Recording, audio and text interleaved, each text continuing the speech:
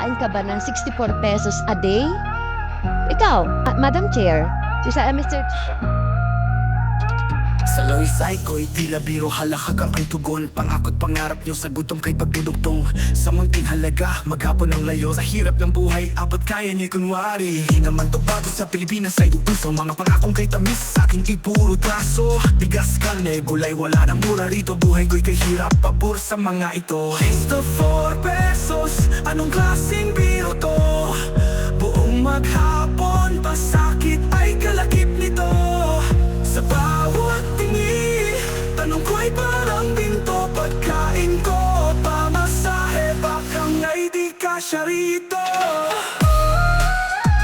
7.75 po yung isang pakete po ng usually mga 7 pesos po yung instant noodle. Usually mga 7 pesos po yung instant Ang noodle. mga bilihin, sintonado ang tugma. Iba pang pangangailangan sa bulsa'y parang sumpa. Hindi na to pantasya, sa tele may guhit ng tinta. Sa gitna ng hirap, sa kantang ito'y sumayaw ka. Gusto nyo ng kotse, gamit ng mayaman.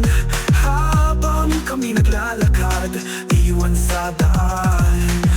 Tubo ng sipag, pero pondo'y kulang. Kaya bawat hakbang sa inyo'y huwag kalimutan.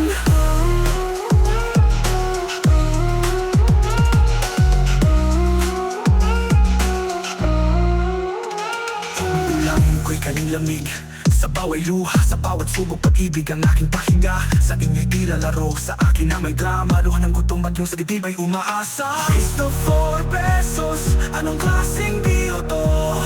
Buong maghapon, pasakit ay kalakip nito. Sa bawat tingi, tanong ko'y parang binto. Pagkain ko, pamasahe, baka nga'y di kasya rito.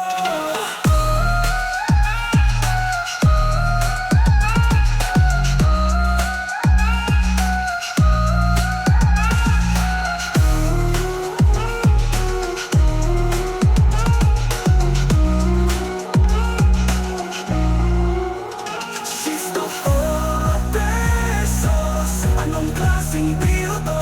Buong maghapon, pasakit ay kanip nito. Sa bawat tingin, tanong ko'y parang minto. Pagkain ko, pamasahe, baka nga'y di kasya rito. Sinasabi ko kanina, inflation yung pinaka-problema ng ating mga mamamayan ngayon. So bigyan natin ng idea. Bukod sa sobrang pagtitipid na ng ating mga mamamayan, bigyan mo nga kami ng idea dun sa 64 pesos.